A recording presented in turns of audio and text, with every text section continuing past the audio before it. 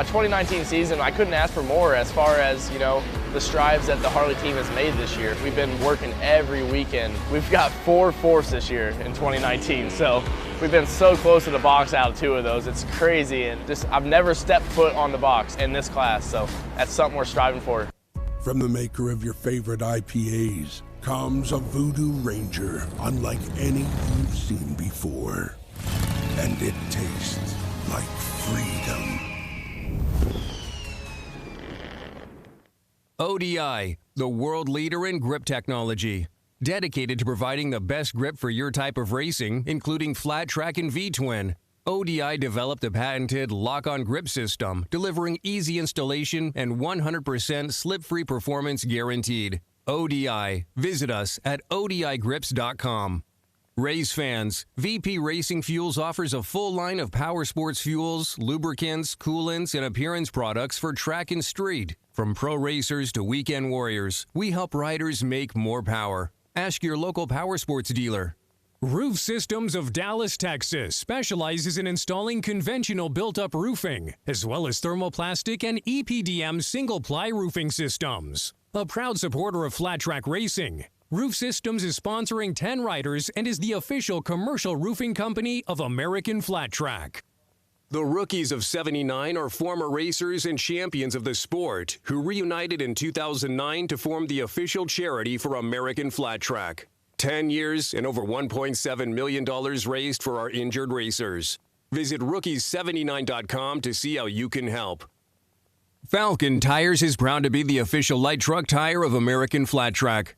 Choosing the right tire for your truck or SUV is critical, and Falcon has you covered, offering highway terrains to all-terrains through torture-tested mud terrains. For more information on Falcon's full line of Wild Peak products, please visit us at falcontire.com.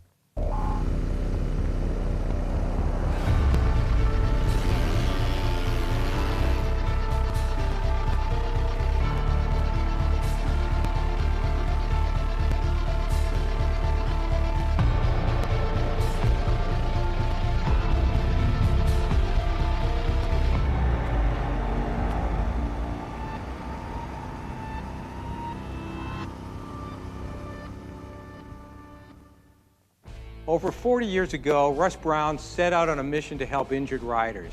We fight for the rights of riders every day because we are riders and we know what you're going through.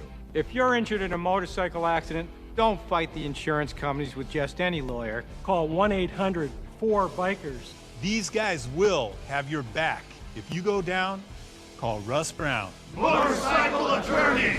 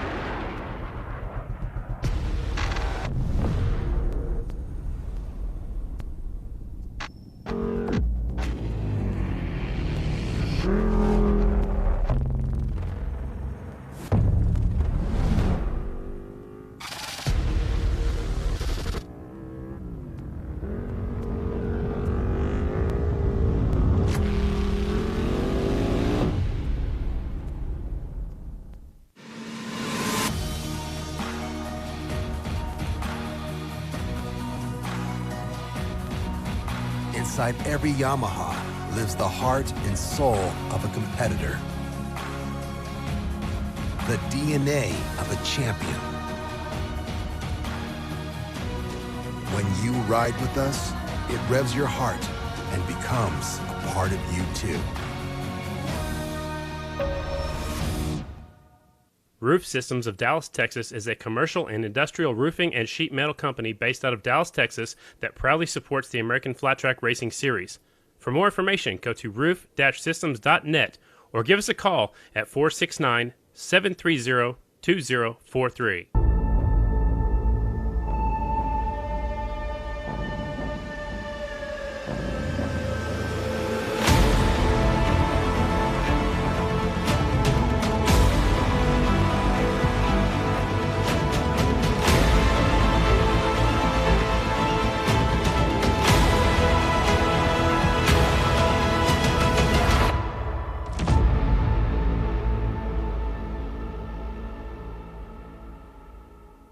Indian Motorcycle Charlotte is the world's first Indian dealer. Whether you're selecting a new Indian or maximizing the performance of your existing one, our friendly and knowledgeable staff is ready to assist you. Indian Motorcycle Charlotte, exit 22 on Interstate 85, home of the world's fastest Indians. Insurance companies don't always have your best interest in mind. Denying claims, lowball offers, blaming the biker. Their goal is to pay you as little as possible. If you've been involved in a motorcycle accident, don't try to fight the insurance company on your own. I'm Bob Carney, Carolina's biker lawyer. For over 35 years, my team has been helping injured bikers from accident through recovery. I've got your back.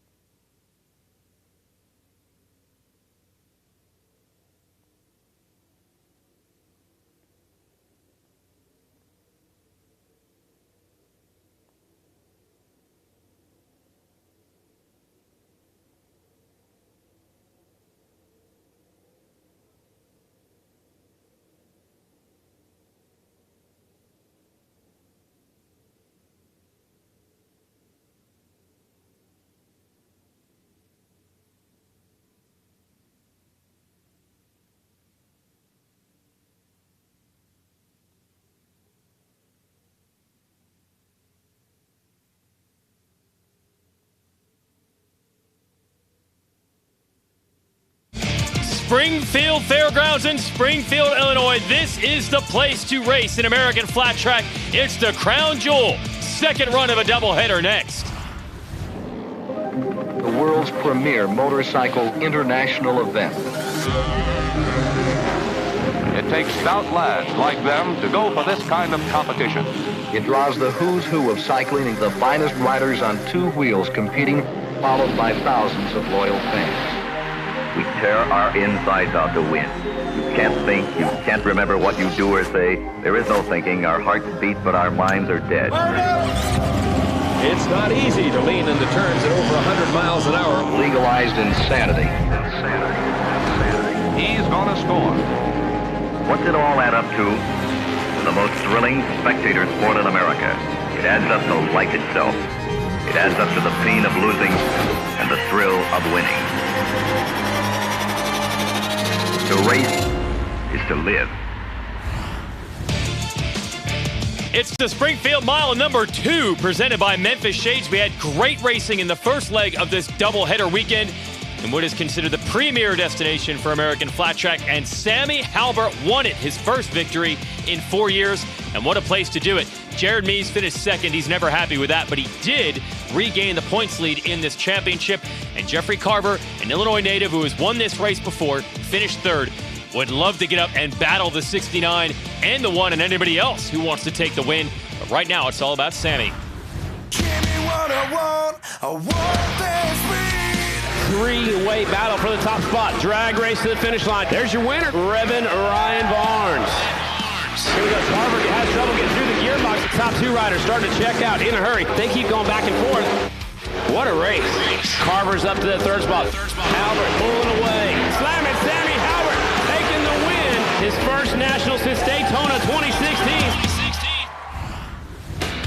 All right, Jason Wygant here with the legend multi-time series champ Chris Carr. Here's your points. Halbert's closing in. Yes, he is, and he's going to want to keep on moving toward the top. Oh, how good would it be to sweep the very prestigious Springfield Mile. It was a good battle between he and Jared Mees. We had a chance to ask him about each other. Here he goes, down to the inside. Oh, and they come together. Oh, yeah, this is getting personal in a hurry. Oh, and they come together. Halbert's down. That was the two kids on the block that were shoving each other, and they just came to blows. Yeah, Jared and I go way back racing. We raced all over the country together. We were always battling towards the front. And then, yeah, I had a few years where, just with the teams and equipment I was riding, it was hard to hit the right spot. So it's been a long time that I haven't had the right situation exactly. But now that I got it and I'm back being a thorn in his side, and I want to stick it to him. I'm going to take back what's mine.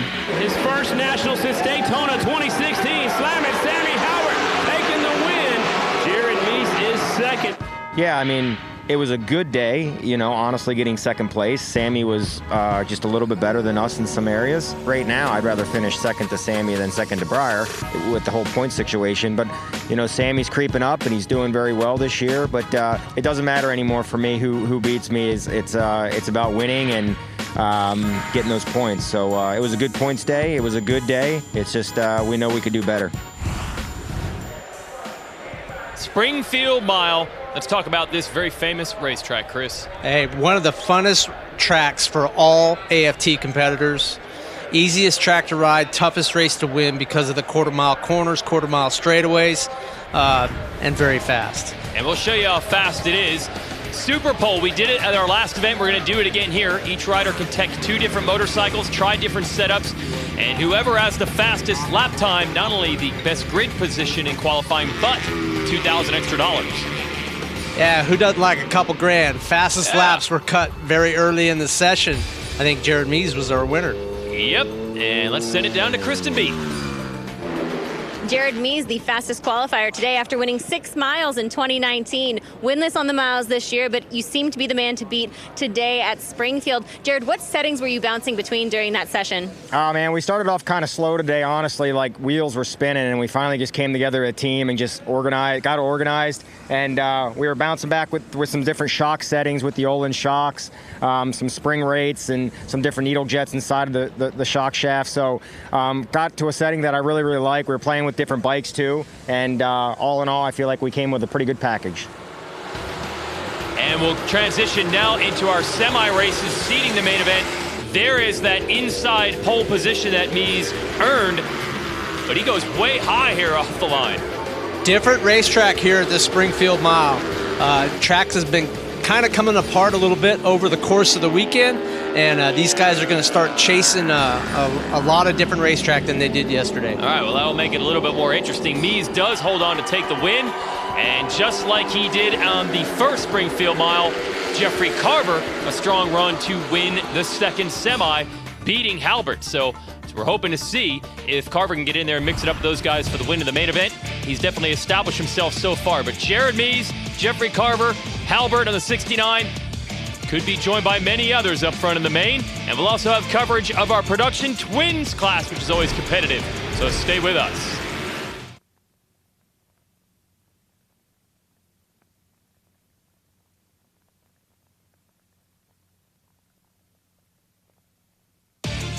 American Flat Track on NBCSN is brought to you by Honda's all-new Talon 1000 X4, the official sports side-by-side of American Flat Track. And by American Flat Tracker, the official apparel of AFT. And by Vance & Hines, the presenting sponsor of AFT Super Twins. It's the Springfield Mile, second leg of a double-header presented by Memphis Shades. Let's send it to Kristen Beat. Rispoli is on the rebound after suffering a mechanical at round 5. He told me today it's all about building those stats back. James said with other bikes being so good, he has to ride 100% perfect, no mistakes. They've been challenging the Kawasaki's, and they've made some major improvements to the Harley-Davidson. The question is it enough to get back in this fight? Well, if there's anything that we've learned is that James Rispoli can execute a perfect draft pass, and that is exactly what he will need to keep himself not only ahead of Ben Lau and Ryan Barnes, but also Chad Coase on the opposite Harley-Davidson. Guys? Yeah, thanks, Kristen. That was the whole key. Varnes, in the first leg of the doubleheader, had the lead, and they could not draft around him, which is pretty rare at a mile. Corey Texter was way back, climbed up to fourth, and was closing on the lead trio by the end of the race. And you got to watch the Harleys of Coase and Rispoli and Ben Lau there in that 25. Should be a good one as we get ready for Production Twins main event. Yeah, and we have a different racetrack here today at the Springfield Mile. Yesterday, they kind of rode around on the bottom. Track was locked down fairly fast. Today, much wider racing line. Traction is at a premium. Guys that get through the corners today might be the guys to beat. All right, well, that's what we hope leads to some exciting racing. We're ready for our Production Twins main 10 minutes and 2 laps, and we're underway. Texter on the inside. Doesn't always work the best, actually, in flat track, but it did this time. Great start by the defending champion. He certainly struggled yesterday. Kind of made up for it toward the end, moving up the fourth. Here he is leading them, coming off of turn 2. And ganging up on him, pair of Harley-Davidsons, Coase and Rispoli, the 49 and the 43. Can they take the lead? Wow, we hadn't seen three wide going into the corner all weekend yet. This racetrack has really developed into a racer's track. It looks totally different than what we saw the previous day here. Much wider groove, much higher line, and taking advantage, at least for the moment, is Coase. Rispoli right on his hip. Well, I think what we're seeing, too, is kind of a lack of grip. We got one rider down on the bottom kind of dancing around. These guys are going through the middle and up to the higher part of the racetrack. They're all fighting for traction, but they're all fighting it equally on different lines rather than being locked down on a blue groove on the bottom. So are we going to use these first couple of laps to just feel out where the grip is? Well, they're going to try and search around a little bit, find out where the best grip is in different parts of the corner, not just in one steady arc, but they might find more grip down on the low side going in and better grip on the outside coming off the corner. But we haven't seen them side by side like this all weekend. This is a treat to watch. Yeah, and if you're a Harley fan, you really like it because it's 1-2 and back and forth between the 43 of Rispoli and the 49 of Coase. Texter right there in third. Much closer racing than we saw on the first leg of this doubleheader. Yeah, with the two Harleys getting by Texter to see if he has any way to retaliate and move forward. As up around the outside, the 94 Ryan Wells comes in behind, slots in behind. He's a winner in GNC2 competition in the past. He could be a player here. Yeah, that's singles class former champion there. Wells on the 94, showing he can get it done in the big Production Twins as well, right there. And also Ben Lau challenging him on the 25. This is great racing. Yeah, these riders are starting to move up the racetrack. Sometimes they call it chasing moisture, where rubber hasn't really been laid down and the dirt hasn't really been disturbed yet.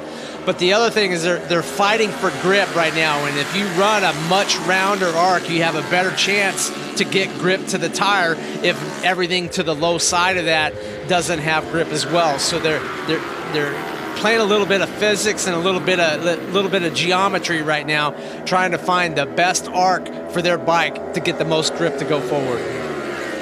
Always shocks me they can do that, and it's over 100 miles an hour that they're going, and within inches of each other, and thinking ahead that way with strategy. Coase blast by Rispoli to the lead. Well, Coase has an opportunity. You know, we saw him follow Varnes yesterday for the entire race without a way to go by. Now he's able to establish himself at the front for the first time all weekend, and he and Rispoli going side by side. Looks like Coase had the nod there going off into the corner. Yeah, and Varnes, who is definitely the guy the first time around, is now just fighting to get into the top 5. Texter on the number 1 right there. Lau on the number 25 also. Let's see if they can break up this Harley party at the front.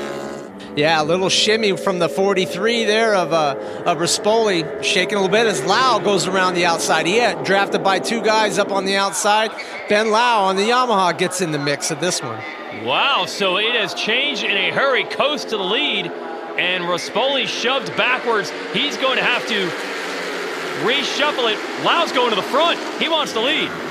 Nice. Whoa! And Gillum on the other Harley runs up the inside and does a slide job. Doesn't make it stick, but man, we got 8 guys in the mix on this one. Yeah, Gillum 159, who just jumped back into competition for the first time in a few years. Our last race showing he's still got the speed, but just as quickly as he moves up, he gets shuffled back. This is what it's all about in American flat track, passing in every corner. Yeah, this is what it's all about, the Springfield Mile. There's no better racetrack than this one right here for this kind of racing. Fantastic. Gillum coming right back. You can see him on that 159 setting up the inside, and here goes Barnes to the lead. Yeah, yesterday's winner goes to the front. How many different leaders is that? 5, 6 now? I thought it was struggle street for him. He was 6th place, and 2 laps later, he's in the #1 spot. And it seems like a long time ago that we were looking at a Coase and Rispoli battle for the win. Now they got to go into comeback mode, and they're doing it. Well, it's interesting. These guys are using multiple lines to get to the same spot at the exit of the corners. It's pretty high coming off. They try to line up for the draft on the straightaway, but they're using 6 or 7 different options to get to that premium spot of traction on the high side at the exit of both corners. Rispoli now back to the #2 spot. He is challenging Lau for the lead. As we look at the #1 of Texter, who got the hole shot, now finds himself back in 7th and not really lining up to draft down the back straightaway. Looks like he's might be intimidated by this different style of race that we have going on. It is wild, especially when these lines are starting to converge. Riders going from inside to outside. The other riders trying to do the exact opposite. They almost come together. Yeah, there's a lot of trust there. You know, we had Lau and Rispoli fighting for the drafting spot behind Barnes coming off the corner there. This is unbelievable. We got a 10-rider pack all over this racetrack. Ryan Barnes out front.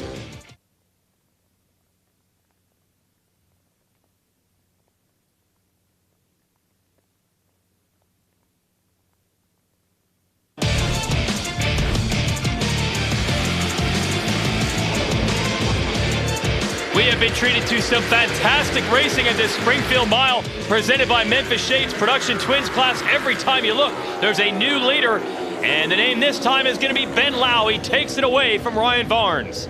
Yeah, great move by Ben Lau.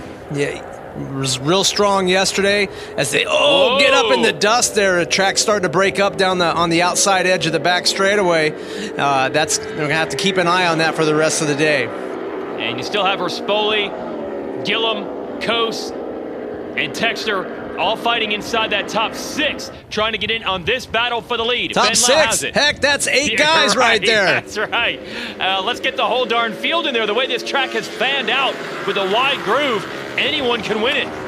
Well, the guys are just trying to figure out how they can navigate their bike through the corner, getting the most grip and getting the best drive. A lot of them, they file in together, and then they can use, it's easier to draft that way. As Barnes drafting to the outside of Lau, not quite able to make his... Oh, we got a red out. We have a red. Didn't see any incidents here with this lead group.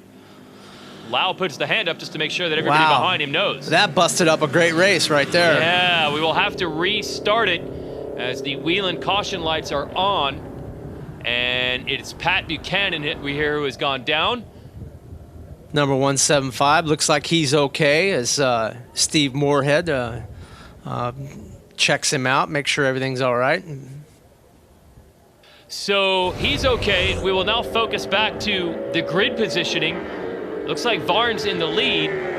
Well, they go back to the last complete lap by the entire field, and Ryan Barnes, even though Lau had been up in the lead, Ryan Barnes had led the last complete lap by the entire field prior to the red coming out. I see. So this pass here by Lau down on the low line is nullified, and it allows Barnes to have the lead as we take off with Rispoli there in the 43 and the 159 of Gillum 4th, then Coase on the 49. Well, it was close before the restart. Let's see if we can get good racing again here at Springfield.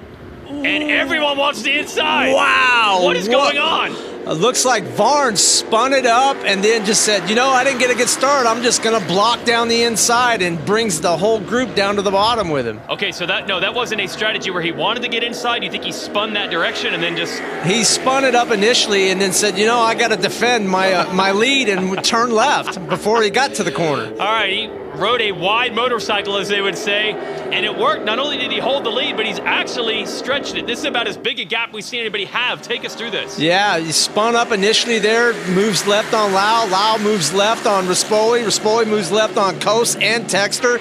And wow, they haven't even seen hardly any tire tracks on that part of the racetrack. They're down at the guardrail before they get to the corner. Well, look, Chris, you won this title in this series multiple times. You've had the helmet on. Are these guys going to be angry about that?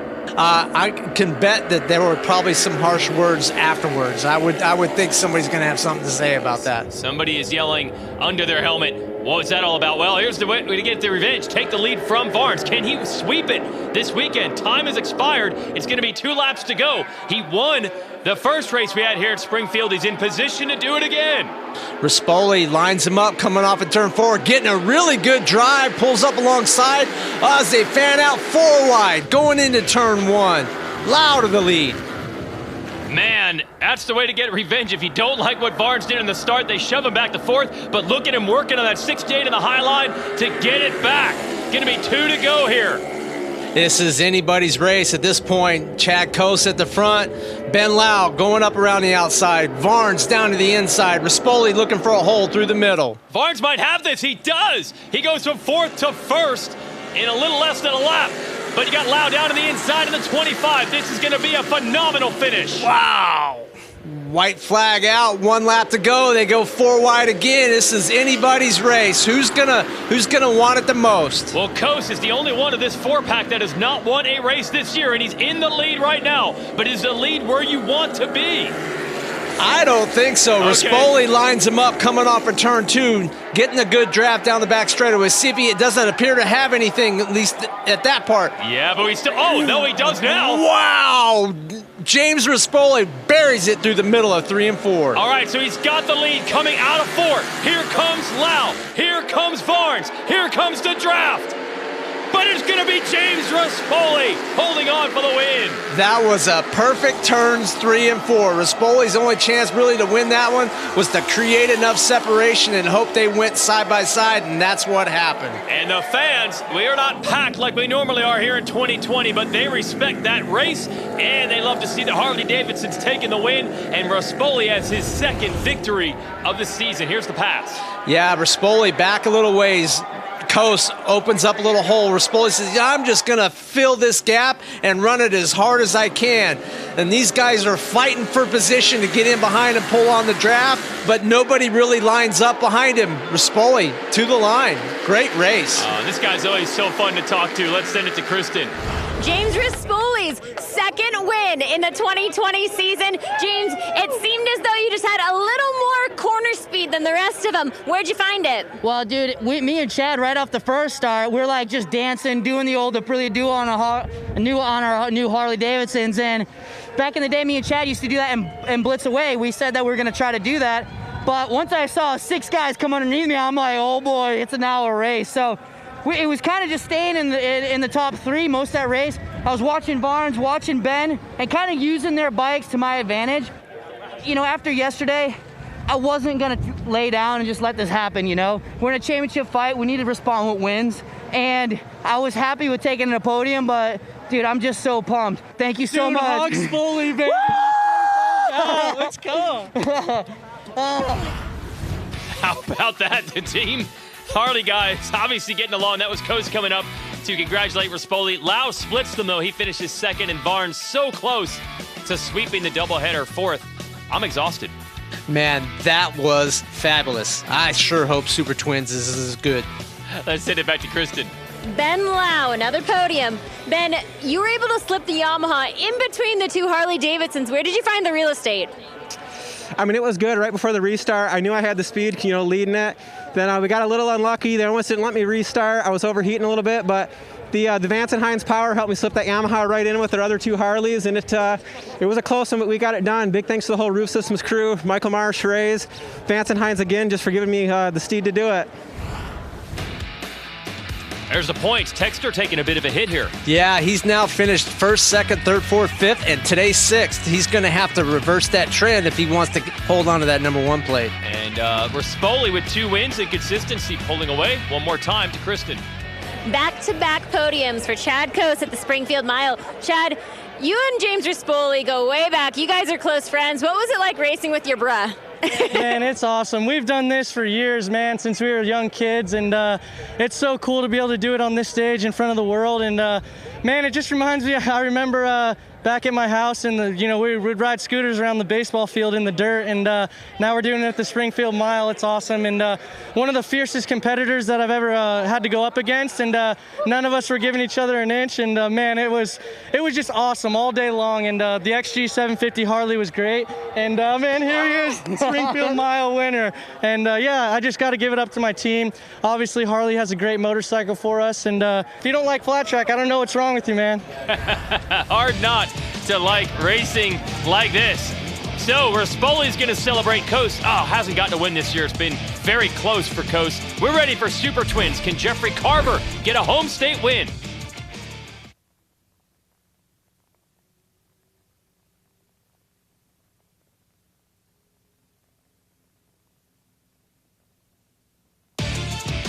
American Flat Track on NBCSN is brought to you by Law Tigers. You never have to ride alone. By Cat Rental Store, the official heavy equipment supplier of American Flat Track. And by Honda's all-new Talon 1000 X4, the official sports side-by-side of American Flat Track. We've been blessed with great weather and a track that has become more raceable as this weekend has gone on here in Springfield. Doesn't always work that way in American Flat Track. Remember back a year ago, the rains came into the Peoria TT, and we send a shout out to the folks at Caterpillar. When we need the equipment to fix the races, they get it done. Got to make this thing raceable in the shortest amount of time as we can. So there's about, depending on where you're at, there's about 2 to 3 inches of muck on top. We're going to scrape it off, put it here in the middle, and then get what's left raceable. We're going to do our best to make it sealed and get it nice and tight so it can withstand some rain. We've got a 623 wheel tractor scraper coming in. I believe a 972 wheel loader is also on the way. 735 articulated truck. We got a 259 right here, and then we'll have the 140 motor grader. So we've got some of Caterpillar's best operators and some of our best equipment here. And here's some of the best equipment. Dunlop Tire Talk. What's the strategy this time, Chris? Hey, we got an R9 hard compound Dunlop DT4. Track's a little bit different today. Guys are going to run different, a little bit different air pressures. Challenge to get grip on the Springfield Mile today, but it's opened up a whole different part of the racetrack that we didn't see before. Yeah, we had riders going 4 wide in the production twins class. Maybe we'll get that here. Earlier today, Kristen Beat checked in with Jeffrey Carver. Jeffrey Carver looking pretty racy out there. What are you telling yourself to keep things moving in the right direction? Oh, I'm not even at that point. I'm past that point. I'm just kind of taking it as it is. You know, usually you try and get yourself into a mental state before you get out on the line, but it seems like I'm already in the mental state today. So just kind of let the team do their thing. I'm just keeping my body cool. It's been hard racing 2 days in a row, and just excited. I love when the track's up the racetrack. I like whenever you can move around it, and should be a really good time. Like I said, you know, Cully's over here working on the pipes, Brian Bigelow. We got a good group of guys, and it really means a lot to have everybody here, and we're hoping to put it up on top of the step today. Okay, so the track's starting to fall into the style of Carver. Can he join that Halbert and Mies pack up front? Stay with us.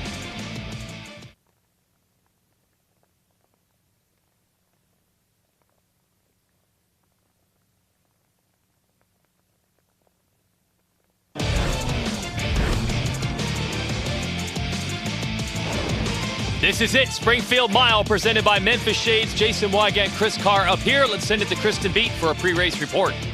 Don't let him get away. That's key for the 23 team and Jeffrey Carver today. And the added Super Pole qualifying time is an equalizer for this team. When I spoke with his crew chief, Brian Bigelow, earlier in the day, he said it's an absolute equalizer for all of the top 10. Today, they eliminated a lot of potential questions, from shock and exhaust options to rotating mass adjustments. Brian said what Kenny Tolberter, Dave Zanotti may have known for 10 years, they are still learning. And this test time that they have now is getting them in the game. Brian Bigelow said, we are not interested in the championship. We're not concerned with it, not even thinking about it. We're trying to steal wins, and we are primed to do it today, guys. Yeah, Zanotti and Tolbert, the crew chiefs for Briar Bauman, the defending champ, and Jeremy's the multi-time champ. Brandon Robinson. There is Sammy Halbert Man, can he make it 2 in a row? He's not even that far back in points. He could break up that Bauman and Mees party. Mees, though, he doesn't like to lose 2 miles in a row, so you know he's going to be gunning for it tonight. It should be a good one. Yeah, Jared Mees, you know, he won every mile in 2019. This year, he's 0 for 3. Maybe you don't need to win the miles, though, to win the championship. Yeah, he does have the points lead. The real story is, can Briar Bauman bounce back? 7th in our first Springfield mile yesterday, so he needs to do better than that. He is on the front row, but there is Mees with pole position, and we're ready to go racing at the Springfield Mile. And a great jump for Bauman on the number 1, but that inside line is going to carry Mees to the front.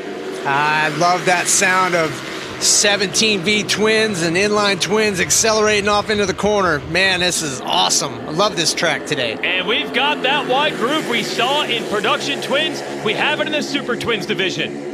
Yeah, they fan out 3-4 wide on lap 1 going off into turn 3. They're going to try and get a good feel for the amount of grip this track is going to give them. But over 14 minutes plus 2 laps, this track can change a lot. Where they're at now may not be necessarily where they're at the end. It's a matter of seeing who chases the track the best.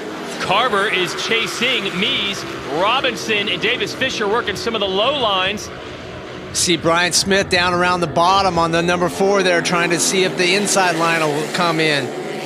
Smith expected to be a contender here at Springfield, but had bike problems at the first race, so he has some vengeance on the brain. Yeah, Mees way high, allows Carver to get up underneath. I think Jared was going, all right, how high can I go in turns 3 and 4? And then still line them up and try and get a draft to the line.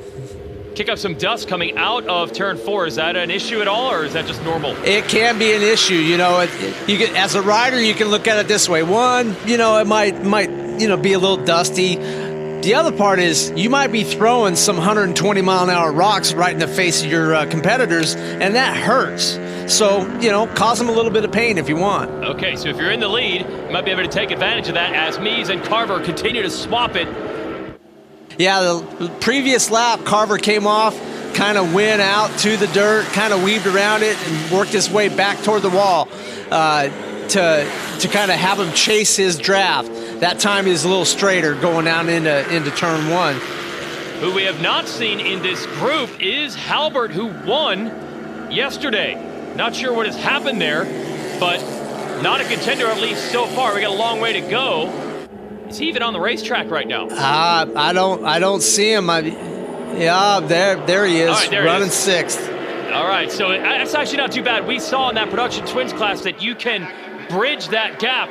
Could be more than a 6-rider fight. He's in a no man's land right now as Mees, Carver, Robinson fight for it. There's Halbert. Yeah, Halbert, a little bit of a shimmy there, goes up the inside, running kind of a really weird line right there.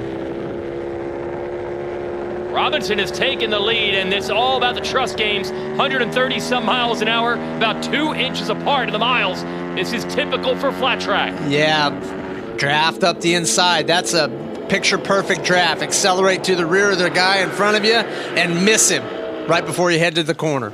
And allows Mees to take over the lead, the 5-time series champ.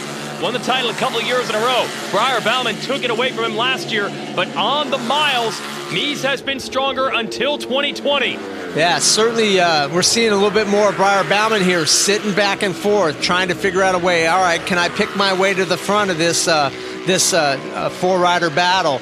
As Mees accelerates, really good drive up the outside, goes around Robinson. They go side by side and open up the opportunity for the other two to come up. Robinson on the 44 won 2 races last year, had an injury this year. Actually, the break in schedule due to the pandemic has helped him come back, get healthy, and he is there to be a contender right now.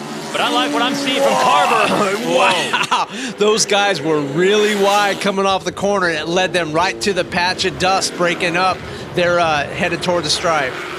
And you called it, Briar Bauman much closer this time, but it seems to be like Carver experimenting. What is that? It looks like he might have got a little touch there on his left arm from the front wheel of Brandon Robinson. That's what it looked like to me. One-handed through the corners while battling at 100 miles an hour. Happy Trails Racing certainly is. And it just seems like Carver can go wherever he wants and can still develop a way to get back to the lead. Well, I think Jeffrey Carver's happy leading the pack. He certainly doesn't want to trail the pack, and doing a good job of it here. He's in familiar territory.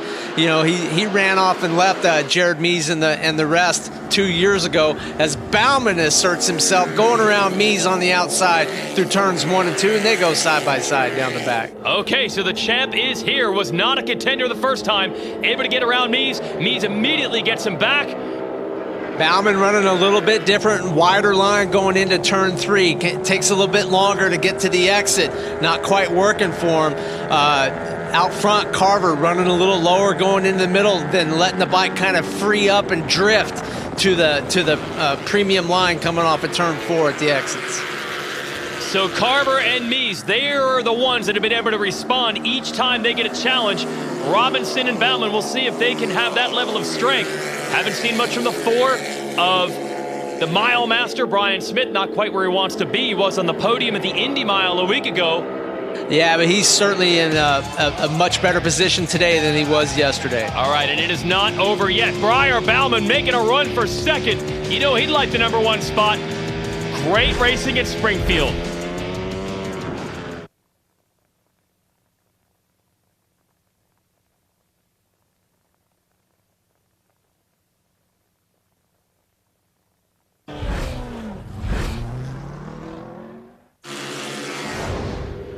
This is great racing, the Springfield Mile #2, presented by Memphis Shades. 4 riders passing at will. Brandon Robinson on the low line. And Jared Mees on the high line holds the lead. Jeffrey Carver and Briar Bauman also in this pack. Yeah, interesting to watch Robinson try to use a line that nobody else is, trying to make something different work. And that may be what you need to do in this particular race in order to get to the checkered flag first. Certainly made it work to get a pass there through turns 3 and 4. Carver lines him up, and they're fighting for the draft off the #9 of Jared Mees. Let's see if Carver can get the lead here with that draft. Mees enters high, can lose ground here, but he might have more speed in the backstretch.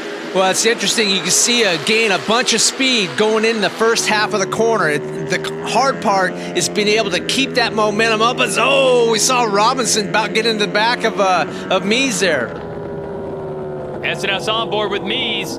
I can't even tell. Is he ahead of Carver or is he behind? No, he's behind. Carver's starting to stretch it.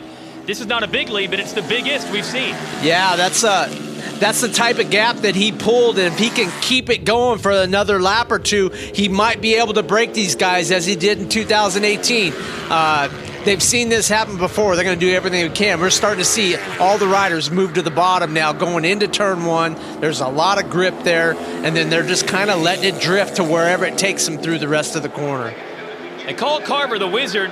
If you talk to the guy, you'd think that they run a loose program over there, but he's actually pretty cerebral and strategic the way he goes about studying the racing and the lines, and obviously getting that machine set up. Kristen Beat told us before this race that it's still a relatively new operation compared to the very experienced hands that Bauman and Mees have. It's working so far, but the lead is now gone. Mees has it. Yeah, undoubtedly, Jeffrey Carver beats to a bit different drum than everybody else, but the sound is still pretty sweet. The kid's a contender, especially here at the Springfield Mile, and he's going to give Jared Mees everything he can handle for this win. And he comes right back at the multi-time series champ and retakes the lead.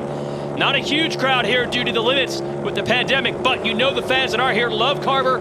Great to see him mix it up with the factory boys, and of course he is a home state native here in Illinois. Yeah, that's a good preview right there. Mees unable to get to the line in front of Carver, but he might have been sandbagging a little bit too. You know, he didn't really accelerate hard to the back. It's like, all right, I'll take the lead, but I'll take it when I want rather than when I have to. Yeah, there's plenty of time left, 2.5 minutes and then 2 laps to go, and often these races are decided in the final couple of feet. Yeah, the blue groove starting to get much blacker there on the inside. The outside looks like through the middle part of the corner isn't quite working, but look at Carver. Gets it turned, squares it up, running totally unique lines.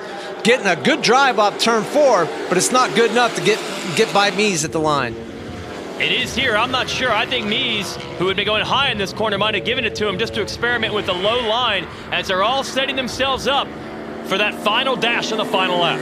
Yeah, a little bit of cat and mouse going on here. They've got a bunch of different ways of getting through the corner. Everybody's trying to identify what's the best way that puts me in the right position to lead the draft to the line.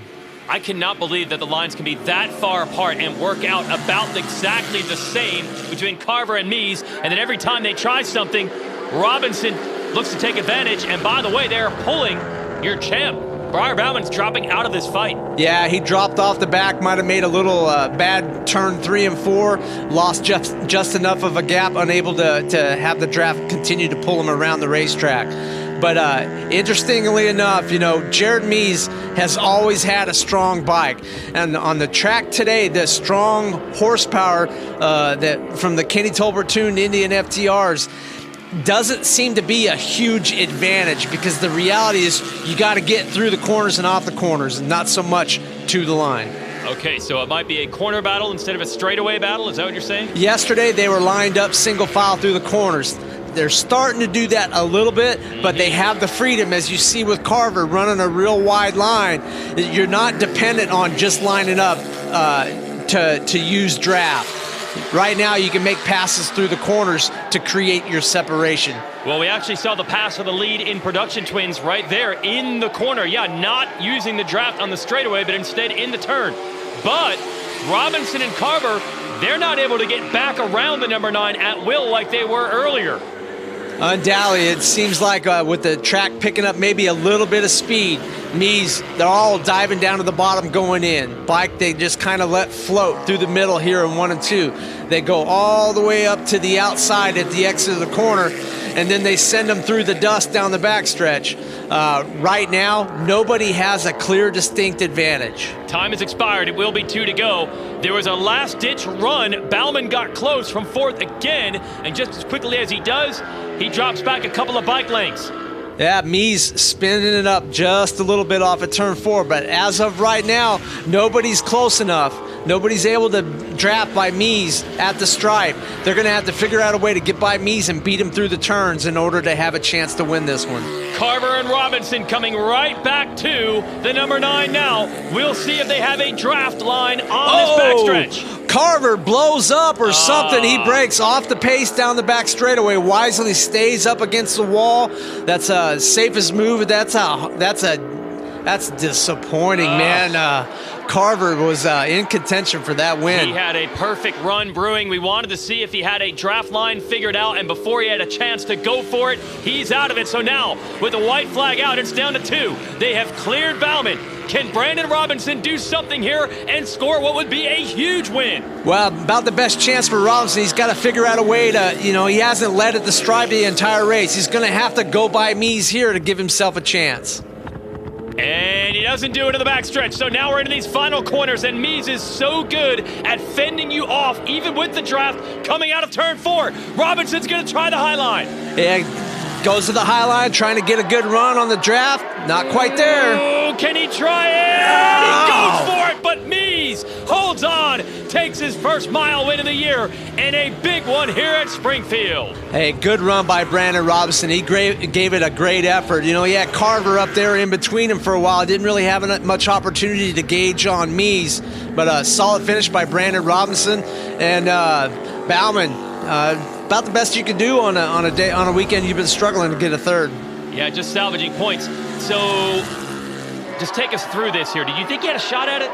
I think he had a shot, and Jared, I think, knew he had a shot. But Jared, he came up to the wall, got to the dusty stuff, and he was allowed to have one move to the inside, and that was a big move, and it put Robinson out of the draft. As Robinson lines up here, Mies moves over, puts air on the front of it. Whoa! And wobbles Robinson across the line, put air on his front number plate real early there. Again, Mies so good at fending the draft off out of turn 4, and he gets his first mile win of the year after being dominant on the big tracks last year, and he'll make up some points, continue to stretch that lead. Let's go down to Kristen. After a slew of lead exchanges, Jared Mies taking the win in the Super Twins class here at Springfield Mile 2. Jared, your first mile win of 2020. Is this one just a little bit sweeter after yesterday? Yeah, last year we swept all the miles, and, they were like, oh, he's the mile guy now. And heck, we had 4 miles this year, and I was 0 for 3 as of last night. So I needed to get my stuff together and get one of those wins because, you know, winning the Springfield Mile is awesome. Winning a mile is awesome. So, you know, we had a great points weekend too this weekend, so that was a big plus. But shout out to American Flat Track and the Springfield Mile for allowing us to come here with limited fans and still making it work. A flat track series without the Springfield Mile wouldn't be a flat track series. So thank you. Yeah, well said. Now Jared Mees back on top. He had taken the back-to-back losses at the Indy Mile, lost the series lead. Vengeance is his with 2-1 finishes at the doubleheader at the very prestigious Springfield Mile. We'll be right back.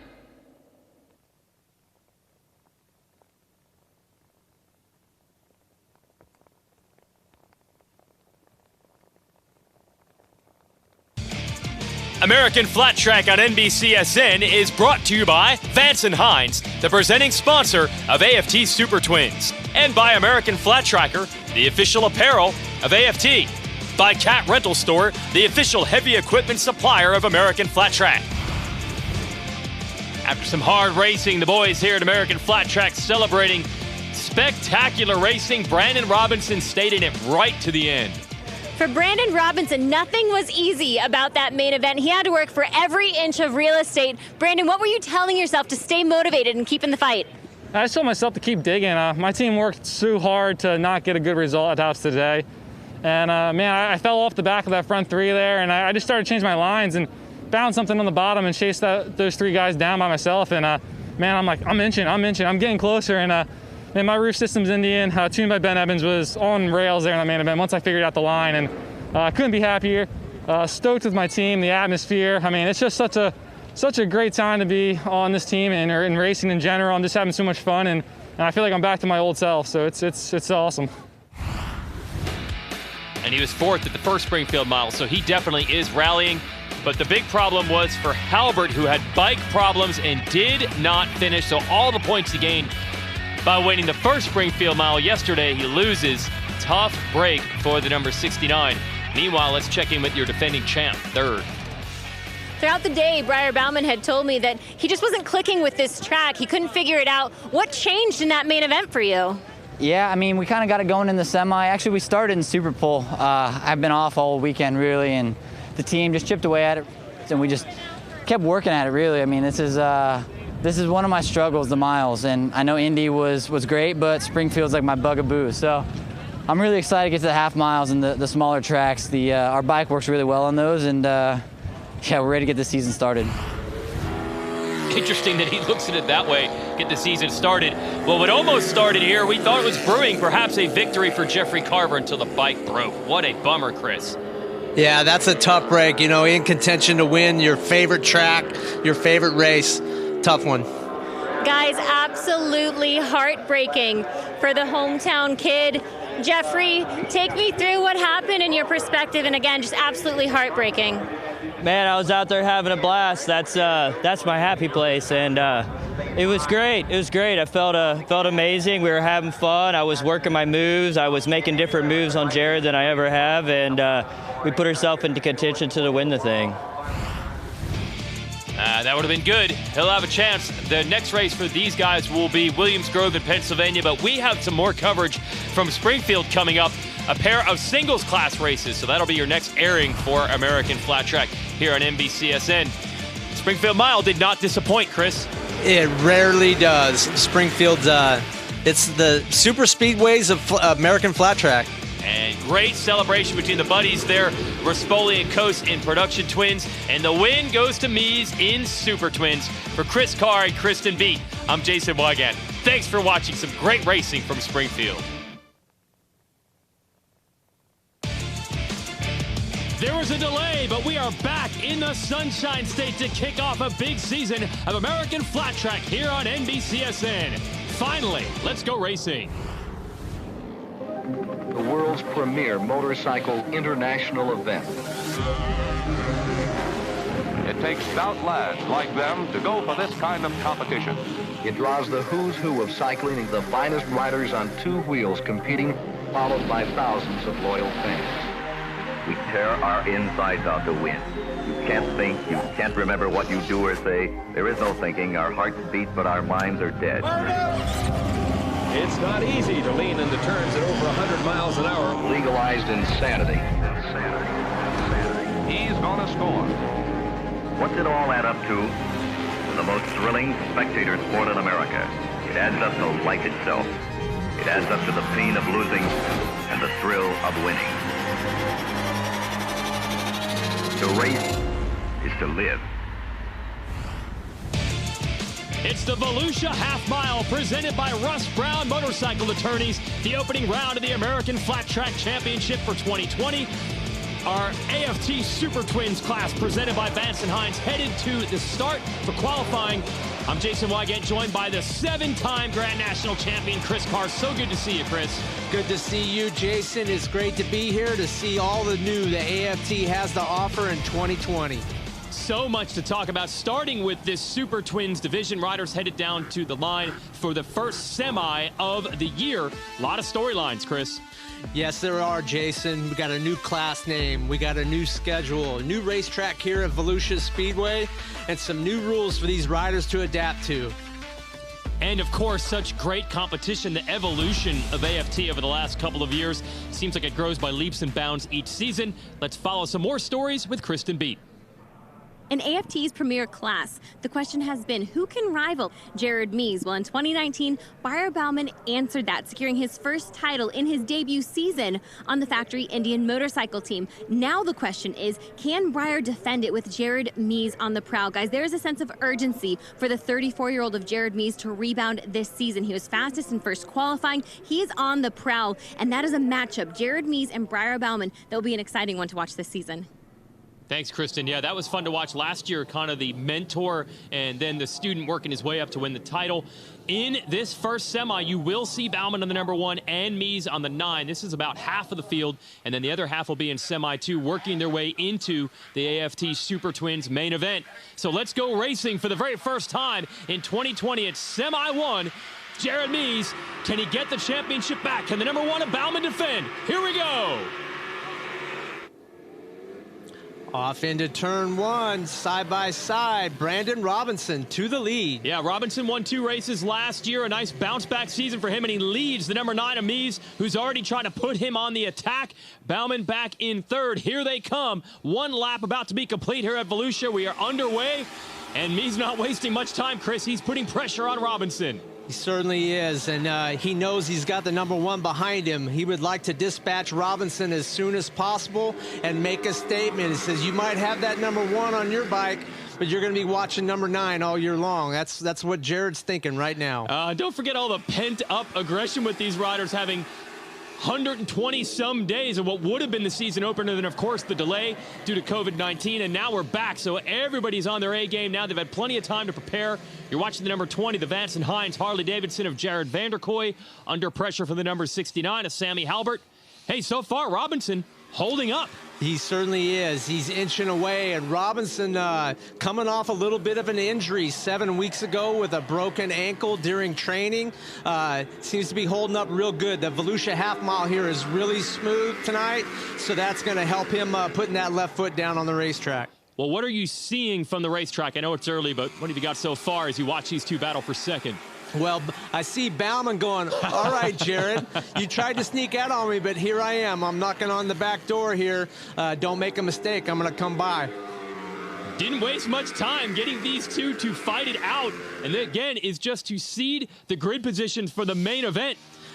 It's important here for Bauman to try and get by Mees. It puts him a guaranteed front row start. With only 4 starting spots per row, every position is going to be very important in these semifinals. Back to this battle, you can, as mentioned, that number 20 of Vanderkoy, the Harley-Davidson. He's not alone. He's got his teammates, the rookie Dalton Gauthier on the number 79, who won the singles class, the stepping stone of this last year. Whoa! Oh, that's Sammy Halbert in the 69 trying to make the move. Sammy trying to make it by. I mean, Sammy was on the Vance & Hines Harley a year ago, and here he is trying to get by his old teammate on a private Indian for Coolbeth Nyla Racing. So great battle here. Yeah, so Vanderkoy kept on that team. Smith and Gautier knew Halbert got squeezed out, so he's trying to make some moves. And same thing with Bauman. He's trying to get Mies, but he's got less than a half a lap here to get by Mies and guarantee that front row start. Going to be interesting. Yep. Track, he's not getting the drive through the middle of the corner. Mies had it covered. Robinson onto the win. Yeah, so much talk about Mies and Bauman, and they indeed battled, but for second and third, because Brandon Robinson becomes the first winner of a semi this year on the number 44. Keeping the champions of the last couple years in this championship behind him all the way to the checkered. Halbert does get around Van der Kooi for 4th and 5th. And then 6th is Dan Bromley, formerly a champion in the singles division, so looking good in Super Twins. Let's send it to Kristen with our race winner. Brandon Robinson securing the first semi-win of the evening. Brandon obviously dealing with an injury from 7 weeks ago, a broken left ankle. You told me earlier in the day yesterday that you were just going to try to come out here and salvage points, but it seems like you're on a mission. How do you feel right now, and do you anticipate that injury to come into play in the longer main event this evening? Man, 7 weeks ago, I didn't think I was going to be racing here, so it's a blessing to be here with the Roost Systems Indian team. The bike is awesome today, and this track's in my wheelhouse. I'm feeling good and surprising myself, so I'm gonna go for it today. Well done, Brandon Robinson, backed by Roost Systems of Dallas. Now we're ready for semi number 2. Jeffrey Carver, multi-time race winner in this championship. Bronson Bauman on the number 37, third in points last season, and the rookie. Watch the 79 of Gautier. New on the Vance and Hines Harley Davidson, moving up the Super Twins. Let's go racing. And a good jump, actually, for the 92 of Brandon Price out of the middle. Second year in this class, but Carver is going to carve the whole shot out of turn 2. Great start by Jeffrey Carver Jr. and 20-year-old Brandon Price right on his heels. Good start for him. Great start to the new 2020 season. And Price showed speed at times last year as a rookie, looking even better right now. You got Pearson in 3rd, then Gautier in 4th. Let's see what Jeffrey Carver can do. Always a bit of a wild card in this series. You never know. On any given night, he can win. As Price tried to take a look around the outside, we look back in the field there and see the 37 of Bronson Bauman trying to widen the groove, losing a position in the process to Gautier. Good line for Gautier. So is it outside? You think that might come in later? That is a possibility. The more these guys push the envelope, the more that they're going to have an opportunity to widen that groove. We may see a few outside passes as the evening goes on. So Bronson Bauman able to use the inside there to repass Gautier while Carver continues to lead Price. Price putting some serious pressure on the 23. It's worth noting that this track is slippery as it can be just off the edge of the groove. It's very hooked up in the middle of that blue groove that you see the riders running. The problem is it's not very wide at the moment, so the margin of error is very small. And how do the riders know when you go from semi to main event exactly where that groove is? Can it change a lot throughout the night? It can change throughout the night. They're going to keep an eye on it, watch some of the other races that are taking place throughout the course of the evening, and see if anybody's making some passes along the way. Well, you can see Bauman in 4th. He's trying. He's right up on the edge of that groove, looking to get around Robbie Pearson for the number 3 spot. The veteran Pearson, number 27, he's going to be pretty hard to pass. He's got that left leg stuck out there pretty good, and he knows on this particular track, a mistake means somebody's going by you. Price continues to ride right on the rear wheel of Carver as they enter turn 1. Now coming out of turn 2. Can't find any running room, but he's got the speed right now. He certainly does. Price looks to get through turns 1 and 2 very well. Carver a little bit better through 3 and 4. 3 and 4 lead to the checkered flag, and with 1 to go, Price is going to have to make it happen right now. Well, it's good to see some upstarts. Brandon Robinson winning semi 1. Price looking for a front row starting position. If he finishes second, he wants to go for the lead. Wait a minute, here comes Bauman around the outside. Hey, that outside pass did work. Look at that. Goes from 4th to 3rd and almost up to 2nd there. Wow. Bronson Bauman, nice charge at the end to get Pearson and almost Price. Carver will hold on for the win. The Happy Trails Racing backed rider, and the high sign from Price. That was a good battle between them. Gautier is going to finish 5th in his first race in the AFT Super Twins division. Well, so much talk about the last couple of champions, but instead it's Brandon Robinson and Jeffrey Carver taking the win from the semis. Now we're going to transition to the singles class. Shayna Texter, Henry Wiles, a lot of riders aiming for that championship. All right, race fans, they have made the decision. American Flat Track has made the decision to cancel the remainder of tonight's program. So that is it for you riders that have qualified into their main events. 1 championship point will be issued to those riders who have already earned a starting position in that main event. Unfortunately, Mother Nature is just not going to let up. There's no chance we could get the track ready to go. There's not enough daylight, obviously, and then the Mother Nature just looks like it's going to continue to rain. So again, 1 championship point was paid off to each rider that has qualified for tonight's main event, and we will see you next Friday night at Daytona International Speedway outside turn number 1. Thank you for your understanding. Thank you for your patience, and we'll see you next Friday.